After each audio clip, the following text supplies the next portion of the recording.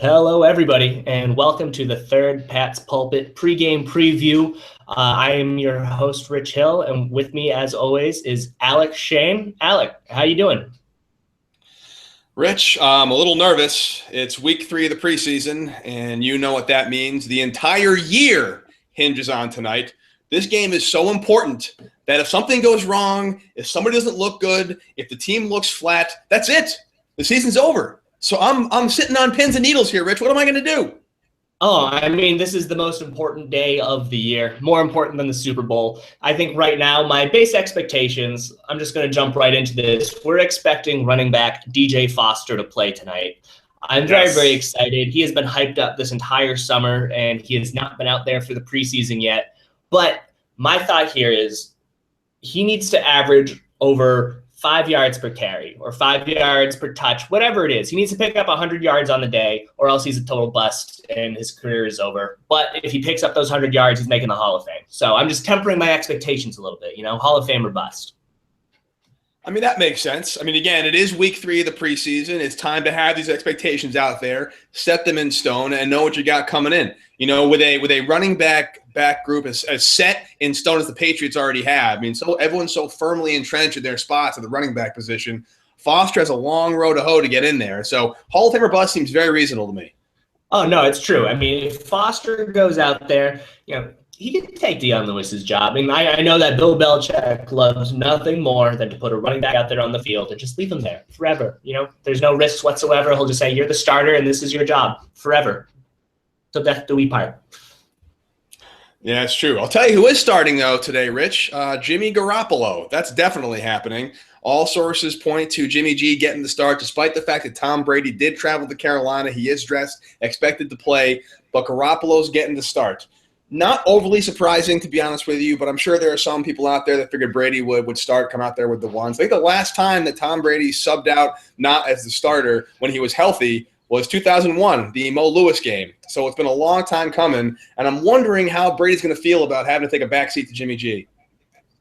Yeah, I think some people are under the impression, and I think that this is hilarious, and I will always humor this idea, is that Bill Belichick's doing whatever he can to feed this angry Tom Brady narrative. Whatever he can do is like, yeah, Jimmy's the guy today, because that's just gonna gnaw at Tom Brady's craw for the entire day, for the next 6 weeks, however long it's going to be until Tom Brady gets his next start. He's just going to be sitting there thinking, what can I do while I'm out of here to get that starting job back? There's no way Jimmy's going out there to take a spot for me. But I think Tom Brady to go out there, this will be the first time he's playing this entire preseason. I think that this is great. I love to see him out there. Brady actually had a really good quote earlier this week where he basically said that you can get experience in the preseason games that you cannot get during practice because the quarterbacks are wearing non-contact jerseys in practice. You can't get hit. You don't really know, and you can't really develop a feel for being in the pocket unless you're in a live preseason game. So this is going to be very, very important for him to get that experience of action. He's not going to get it until week 5 against the Browns. So this is going to be crucial for him. Alec, how much time do you think Brady's going to see on the field? Yeah, it's a good question, bud, because I think this is the first time that Jimmy Garoppolo is facing a pretty strong defense in Carolina. New Orleans and Chicago didn't offer a massive challenge. We both saw how he kind of started off slow against both those teams before finding his groove a little bit. I think he'll have much less time to do so against a defense like the Panthers. So it's important to get him those reps with a defense like this, especially with Arizona on the docket in a couple of weeks. But you're right, man. You really can't duplicate that season feel in practice. So I can see Jimmy Garoppolo maybe getting the first quarter, Brady getting the second quarter, and then Garoppolo coming up and be part of the third before Brissett comes in to mop up cleanup duty. That's what I'm thinking, a quarter for each of them. Yeah, no, I think that's a good idea too. And I would give Garoppolo the first few drives, and then I would give Brady a few in the second quarter. And I think that the Patriots, Bill Belichick said this entire preseason that the most important thing for the team to do is get Garoppolo ready in the quarter of the year. That's the priority. And I think that part of developing him and preparing him is having him understand what it's like to have a halftime, to have him understand what it's like to sit for a long time and come out of the gates cool. Because, as you said, Garoppolo hasn't started slow. He hasn't looked great when he started. So why not let against the best defense? And the Panthers are expected to play their defensive starters into the third quarter. So if that happens, you're going to have Garoppolo get a chance to kind of cold against the offense or against the Panthers defense in the first quarter. They're going to give him a break, bring him out of after halftime, and let him come in cold again against that same Panthers defense. So I think that this is going to be a really good opportunity for him to kind of get rid of the rust, or maybe at least assert himself and prove that he's not going to be a victim of those slow starts, and that he can be relied upon to kind of bring this offense and carry it and put it on his back and win these games over the first 4 weeks of the season. Yeah, no, I agree. I'm very curious. I don't know the answer to this. I don't know how much halftime adjustments go into preseason games. If the offensive coordinator, Josh McDaniels, is really going to go and talk to Jimmy Garoppolo about what he's doing wrong in the first half. But I'd like to think maybe for this preseason being a little different and taking a different tenor to it, they're going to actually use some halftime adjustments and figure out what's going wrong and try and see if Garoppolo can incorporate that going forward. Because a very big part of this offense, one of the things that makes Brady so great, is he's the king of the pre-snap read. He's really good at reading the defense. He's good at calling the audibles, adjusting the plays at the line, making sure the matchup's ideal, and reading the defensive coverage and kind of letting that dictate the offensive play. And I really don't know how much Garoppolo's done that this preseason, or the plays are all getting called into him. We just call him what's being thrown to him. So hopefully there'll be some kind of adjustment going on, give him a chance to run the offense completely, maybe turn the radio off, so to speak, and just kind of let him adjust. And having that halftime come back out and then kind of have to start off strong, I think that'd be really good for him. I agree. That's actually an interesting idea. I didn't really think of that because, part of the preseason is getting these players ready for live action. And, yeah, halftime adjustments are a huge part. And Bill Belichick will absolutely say that there's not really much game planning taking place. But there will still be the things that happen on the fly. I'm sure the Patriots will say, all right, Jimmy, what did you see on the first few drives? What did you see in the first quarter? We're going to draw up plays to adjust and take advantage of whatever those deficiencies are or will be. So that will be his way of continuing to develop as a quarterback, as someone that can be relied on to gradually develop over the course of the year, because those adjustments are crucial. And that's what Brady does. Brady will come out of the halftime with Josh McDaniels. They'll have an entirely different game plan. And that'll be super important because, they're up against a really strong set of coaches over the first 4 weeks of the season. The Cardinals are, they're favorited. They're expected to win. Dolphins are fine, whatever. But then you have old friend Romeo Crennel and the Texans. They know exactly what's going on in this Patriots locker room. And then you have the Bills with Rex Ryan, who's going to make it a nightmare for Garoppolo out there. So having him to adjust to whatever he's seeing on the field will be incredibly important for him in the upcoming year. Oh, it absolutely will. And again, we've been harping on this all preseason with these chats and our podcast. It's just the importance of consistency along the line, at the backfield, at the receiver position, making sure the guys that are out there taking reps with him. And tonight's game will be the same guys getting reps with him in the season and beyond those first 4 weeks, which is why I'm actually really excited about this game. The starters playing for a lot longer because it gives a lot of the guys who are more or less locks to continue to be locks. And it gives the guys that were kind of curious about the opportunity to play with the ones, to play against the ones on the Carolina side, another good defense, and to show that they can really, really hang with the big boys, so to speak. You mentioned DJ Foster, very excited about him. Tyler Gaffney, hopefully can continue to show progress. I think Blunt did a really good job solidifying his role as the number one back against the Chicago last week. Don't know how much weight they're going to put into it, and Blunt can always be the one guy they do the surprise cut with. But the running back position especially is one I'm really excited for tonight because there's going to be a very good defense. Luke Kuechly's probably the best linebacker in the league, and they'll be playing, like you said, into the third quarter. So if they can get a good running game going tonight, any running back who gets the ball, carries it well, shows good blitz pickup, good awareness, will have a very strong case for making the final 53. No, and that's really important too, specifically for Foster and Gaffney, because of what you said. Belichick, he's been great this past week, by the way. He's been very, very open in his press conferences. But Belichick was out there saying, it's a lot more important and impressive when you have a player that's performing on the field against talent that they know. And he was referring to the fact that players that elevate their game when they're facing the opposing team's first or second stringers carry a lot more weight, deservedly. It makes a lot of sense, but that's what the Patriots coaching staff is looking for versus watching the players that are out there in the fourth quarter against a bunch of the other fringe guys that probably aren't even going to make the squad. And so I think one of the underlying messages is that if Gaffney, they rotated him in with the first team against the Bears. We'll see what happens with DJ Foster. But whatever players really step up and kind of merge within that first offensive unit, I think those are the players that can be expected to make the final roster with greater odds than those that are still playing late into the fourth quarter this game more than anything before. No, totally, which is why I think the running back's going to be a fun position to watch. this coming game, as well as the wide receiver position. There are some rumors that Edelman is out. He's warming up. We may see a bit of Julian Edelman tonight. We may see some other receivers who are making case for themselves, and Dobson being one of those guys. Receiver position, maybe Chris Hogan will be out there. So I think we'll see the most we've seen, at least thus far, at this point in the preseason for the receivers that'll be taking the field week 1. And I'm very curious to see, no Gronkowski again, of course, but Bennett will be out there. Hopefully we'll see some Edelman, some Chris Hogan, some Aaron Dobson, some those guys that are just, who knows what's going to happen to them.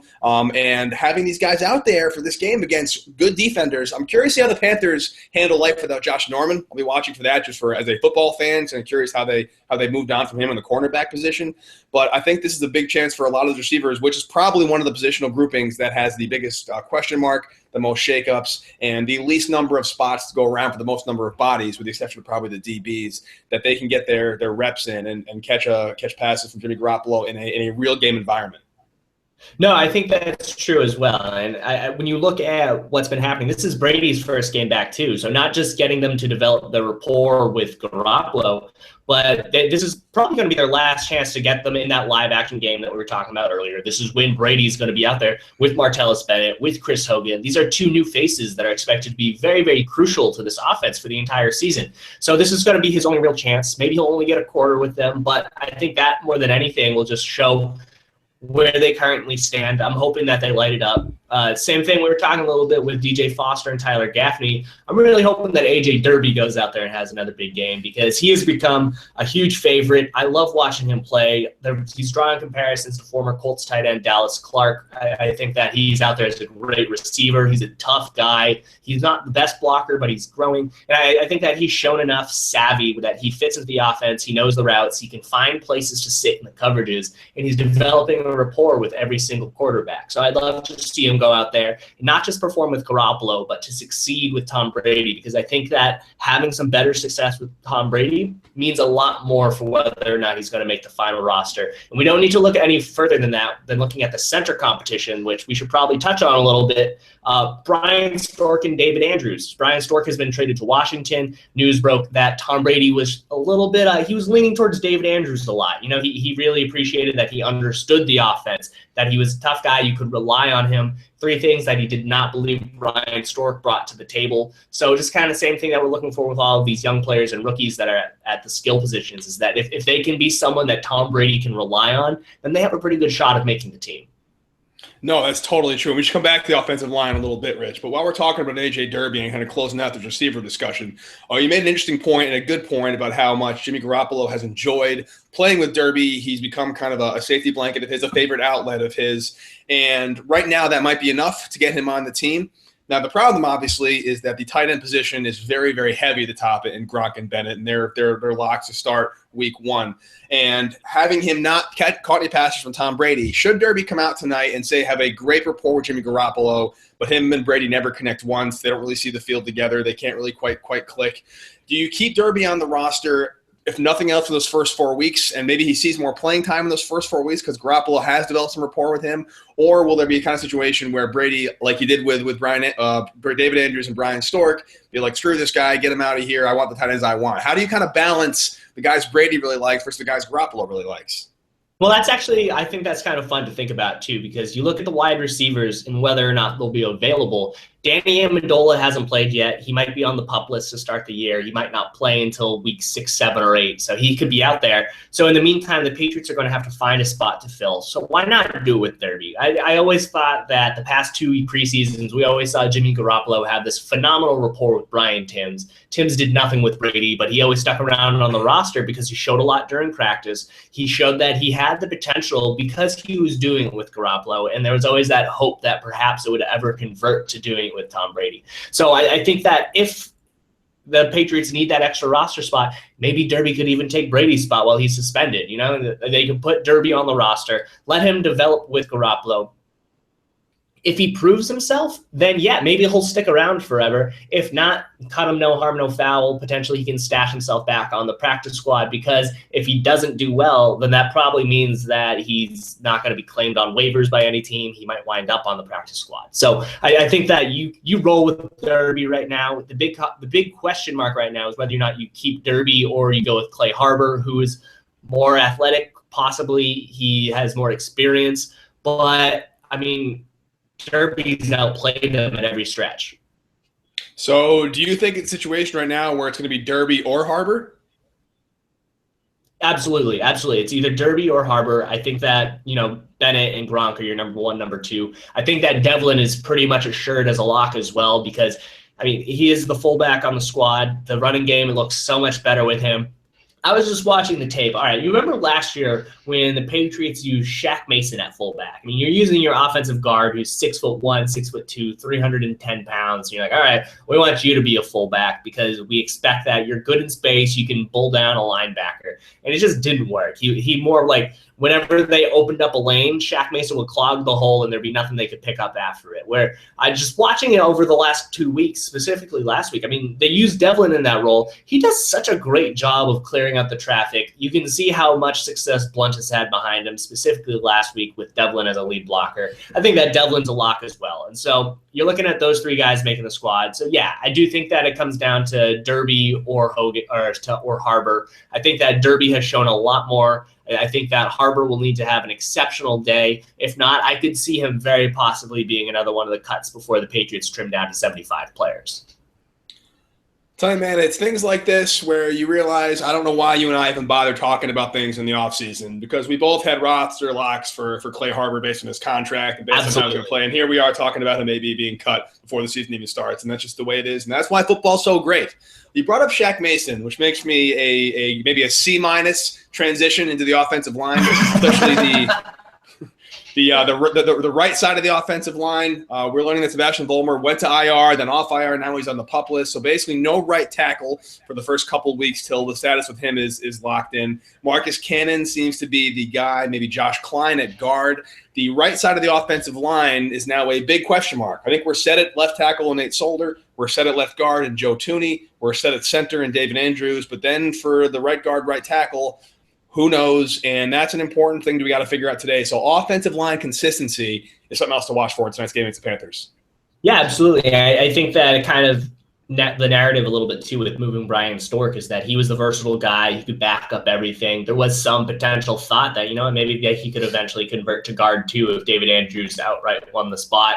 He's now in Washington. That's no longer an option. So c'est la vie. And I think that, as you said, this is the big question mark today. The Panthers have arguably, not even arguably, they have one of the top 2 or 3 defensive front sevens in the entire league. They have 2 of the best defensive tackles. Kawan Short is a rising star. They have 2 great pass rushers. They have 2 all-pro linebackers. They have Thomas Davis and Kuechly, as you said. So this is going to be one of the amazing chances for this offensive line to really assert themselves and say, the past 2 years are in the past. It's not going to be a reflection of what's going to happen moving forward. I thought that during my film review, we dedicated a lot of time this week to watching the offensive line and seeing how Josh Klein did and how Marcus Cannon did in particular. And I'm actually kind of hopeful for them. I would love for Shaq Mason to return to the lineup because he's just so much fun to watch in the running game. But I thought that Josh Klein was adequate in his plays. He had some pretty tough matchups. Same with Marcus Cannon. I think that Marcus Cannon will be the starter for the entire year. I don't think that the team really believes that Sebastian Vollmer will return early on. I don't think that they'll expect him to be a producing member of this team for the entire season. So I think that they're going to move forward with the expectation that Marcus Cannon is going to be the starting right tackle. And I think that he's been fine. I think that the return of offensive line coach Dante Scarnecchia has done amazing wonders for his ability. I think that he looks a lot more confident out there. He's moving well in space. I think he's fully recovered from his turf toe that really hindered him last year. But I think he looks very comfortable on the right side of the line. He's being a really, really strong run blocker. He's doing great in pass protection. So I think that it's incredibly important right now for Marcus Cannon to develop that rapport with Josh Klein and with Shaq Mason if and whenever he returns, because that's going to be a crucial connection. As you said, the left side of the line is determined, but the right guard spot's kind of in flux. And so you're going to have to develop that rapport to protect Tom Brady because that interior section is so important for this passing game. And if Marcus Cannon can't trust Josh Klein to do his job and vice versa, then you're going to have a lot of problems and a lot of breakdowns on this line. No, you most certainly are. And especially, I'm almost glad this is happening now because, like you said, the defensive line in Carolina has a very, very deep talent pool, a lot of strong players. They have some really good linebackers. Should be a very nice test for them tonight, especially with those edge rushers coming off to challenge the tackles. Speaking of edge rushers, that's B+. Thank you. Yes, moving on up. There's now a new edge rusher in New England, courtesy of Cleveland, courtesy of a 5th-round pick. Another great name to add to the Joe Toonies and the Crevion LeBlancs and the Camu Grugier-Hill. Barkevious Mingo is now a Patriot. 6th overall, I believe, in the first round a couple of years ago. Hasn't really done much in Cleveland, relegated to the punt unit and special teams, and they decided to pick a 5th-year option. Pat's brought him. This seems like a great move. It might speak to Jabal Sheard's injury being more serious, maybe Nank's injury being more serious, but overall, I'm very happy to see Mingo in a Patriots uniform. Probably won't see him much tonight. I think he pretty much just got here like this morning, so I can't see how I'm really knowing the playbook too well. Probably won't see him tonight, but you never know. Initial thoughts on the Mingo move, Rich. How are you feeling? I like it. I think it's good. I think Matt wrote on the website a little bit earlier today just talking about his sheer athleticism, and it's unbelievable. He is on par with Jamie Collins with regards to just being a total freak of nature out there. He's a really, really great athlete. They never really found a way to capitalize on it in Cleveland. They couldn't really find a good role for him. So I'm thinking that the Patriots believe that, I don't think that it's a parallel with Jabal Sheard, but I think it's an idea that's more like Keem Ayers. It's a player that wasn't really fitting into whatever position the defense had for him. Ayers didn't really fit in Tennessee, so the Patriots acquired him and found a good spot for him in New England. I think the same thing's going to happen with Mingo. I don't know if he's going to be a star, but I think he can be a valuable contributing member on special teams, and I think that he can do a good job and show some upside this year as a pass rusher, because that's where he looked most natural. It's where they were not using him in Cleveland. They were asking him to drop into coverage a lot more than he should have just based off of his skill set. So I think that the Patriots are going to be like, you know what? Tuck your ears back, run after the quarterback. And so I think that's pretty interesting. Patriots gave him number 51, which is Gerard Mayo's old number. Odds are I'm going to guess that that's going to change by the time he lands back in New England on Sunday. So I think that that's just very, very brief. But we got some good questions in the comment sections about Barkevious Mingo, and I'll toss one to you right now. Blades of Chaos asks, who loses their roster spot to Barkevious Mingo? And I think that's a great question because, as you said, they're dealing with some injuries right now, but they're all the top flight players. You have a lot of really good quality pass rushers. As you said, you got Sheard, you got Ninkovich, you got Long, you got Trey Flowers, you got Geno Grissom, you got Rufus Johnson technically, and Shea McClellan. I'm probably even missing one or two, but out of those guys or anyone else, who do you think loses their spot to Mingo? First off, good God of War reference, Blades of Chaos, whoever you are. I appreciate that back in the old PS2 days. Based on last week's game, and I reserve the right to change my mind immediately upon the conclusion of tonight's game, but I'm going to say Marcus Kuhn is now on the hot seat. With Anthony Johnson stepping up and playing really well, he's turned a lot of heads. I think Vincent Darlington had a great game. I think Marcus Kuhn is pretty much he's fine. He's a serviceable defensive tackle. He's a situational rotational guy, but I don't think he's really going to set the world on fire. And if Mingo can come in and show the athleticism that got him drafted so high, I think people forget that he was a rotational player at LSU. He was, I think, overdrafted because he's such a freak of nature athletically. But if the Patriots and Belichick specifically can figure out how to capitalize on that, I think they'll find a great way to find him as a linebacker, edge rusher hybrid. And if that's the case, I think Kuhn's out the door. Yeah, no, I think that's interesting. I think that they like Coon because he can play both the defensive tackle roles. But I agree with you. I think that the trickle down is less about the edge rusher role and more of whatever happens in the other spots in the defensive front seven. So my potential casualty would be Jonathan Freeney. That's my thought. They gave Freeney an extension in the middle of last season. They have him playing middle linebacker when they have the three linebackers on the field. That they like to use Collins and Hightower on the outside.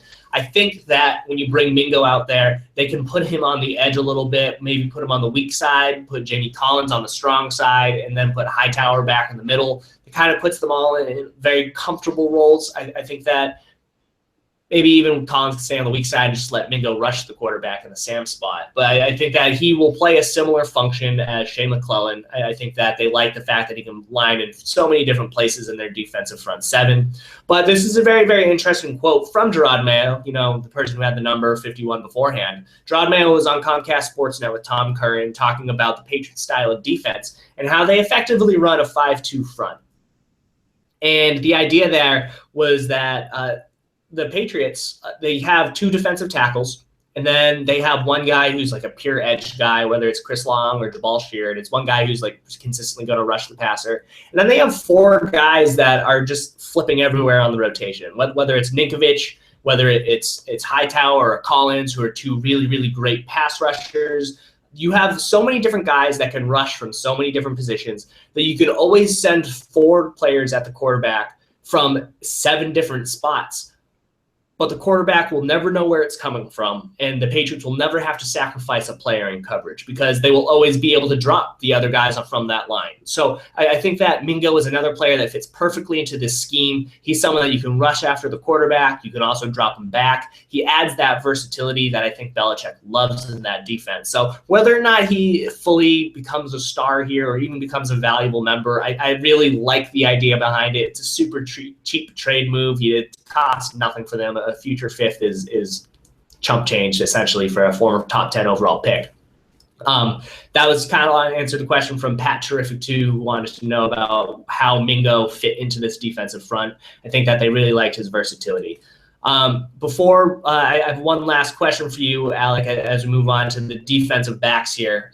We had PB Waves had a question about Justin Coleman as he relates to the 3 young guys at the cornerback position, whether it's Cre'Von LeBlanc, Darryl Roberts, and Jonathan Jones. He specifically said that those 3 guys are snapping at Coleman's heels. So I think that that's going to be a really fun thing to watch during this game.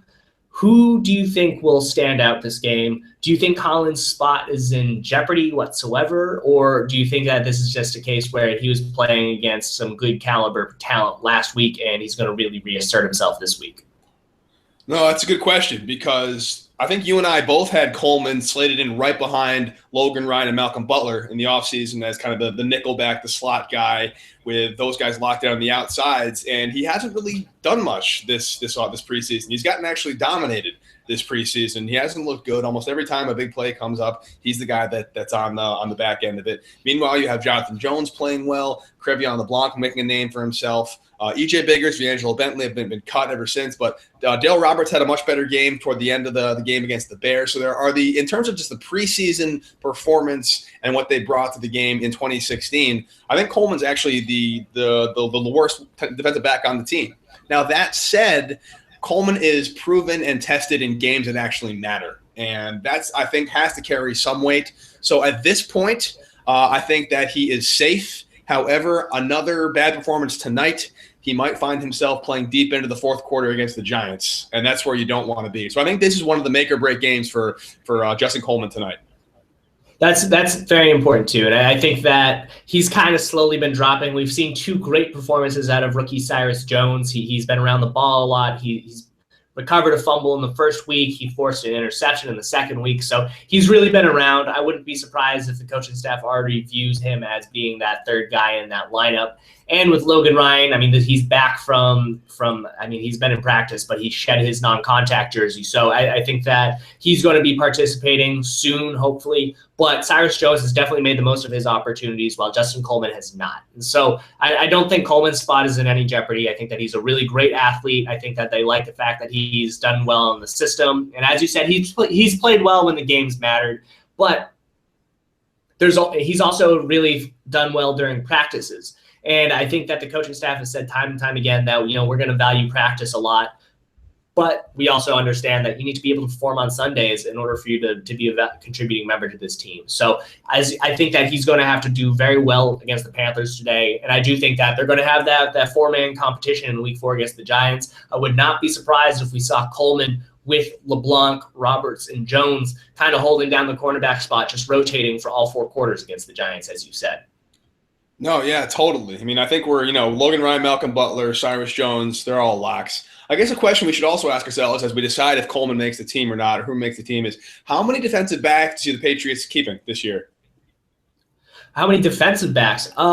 10, I guess, total. So 5 cornerbacks, 5 safeties. And I'm only going to count Brandon King and Camu Grugier-Hill as like 50% of one each. So they count as one defensive back to me, and they also count as one linebacker. So I think they keep 10 overall, 5 safeties, 5 cornerbacks. And so that's why I think that those 4 young guys, I'm not including Cyrus Jones, those other 4 guys are competing for 2 spots.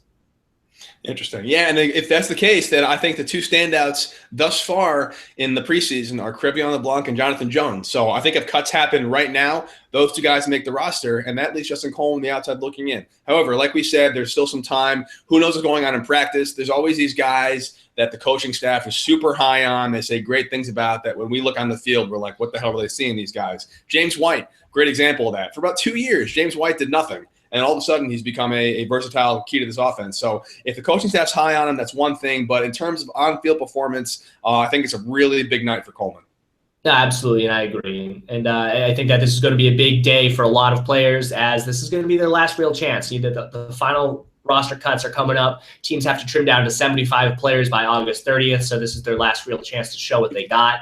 The Patriots have already started their cut down, so they only have to move a few more. I think that they need 7 more cuts right now, I think, something around there, 6 or 7. So this is going to be the last chance for some of the players. I think Clay Harbor could possibly be on the edge. I think that some of the cornerbacks could also be on the edge as well. I think that the players that the Patriots would like to retain on the practice squad are going to be sticking around. But I think overall we're going to see some players make or break their chances to make the squad this year, and we're going to see it all happen tonight. And that's why week 3 is so important, my man, which leads us to the ever-important predictions for this game. Let's see. Last week, I had the Bears winning. I had the Patriots winning. You had the Bears winning, so I get the win on that one. I had the Patriots winning 28-21. You had a closer score, actually. You had 24-20, but you had the Bears winning, so you can take your close score and shove it. That gives me the first shot this time. So week 3, this is an important one. I still say this is one the Patriots are going to lose this one. I think they come out looking good. You had I'm going to take a Rich Hill playbook thing. I'm going to say they look great in the first half and then kind of just fall apart in the second half as they start to rotate guys in and out. I'm going to say a high-scoring game despite the fact there are 2 great defenses on the field as both quarterbacks decide to air it out, play with the playbook a little bit, see who's what. And I'm going to go Panthers 34-23. Interesting. All right. Wait, you think that they're going to win by 11 points? That is big. I do. Yep. Well, no, that's true. I mean, they have Derek Anderson as their backup quarterback. He does pretty well for them, so I think that'll really open it up because he's a former starter and will be playing against the Patriots like 4th string guys. So that'll give them an opportunity to run it up late in the 4th quarter. I think that the Patriots are going to win this one. I think that they typically do well against the Panthers. I think that the Patriots passing attack is very, very quick, and they'll be able to take advantage of the weak Panthers secondary. They'll be able to kind of minimize the effect of the pass rush. At least I'm hoping so. I would love to see Garoppolo come out there and look like a stud. So I think that the Patriots could win this one. I think that it will be a low-scoring game. I think that the Patriots will win this one 24-17. 24-17. All right. So once again, we have different sides, different teams winning. Makes it a lot easier to decide who's going to win come next week. Tied up 1-1. This is the one that matters, though. So I guess technically whoever wins this prediction should probably get first overall pick when we do the regular season ones. You okay with that? This is like the one that matters. All right. Deal. I like it. All right. Rich, anything else before we close out and get ready to watch this game? No, not at all. Everyone, game kickoff is in less than 30 minutes, so I hope that everyone will enjoy the game. I hope you enjoyed the show, and I will be doing a post-game Facebook Live video chat after the game, so make sure you stick around for that. And everyone, enjoy the game, and Alec, you have a good one. You too, buddy. Take care. All right, later.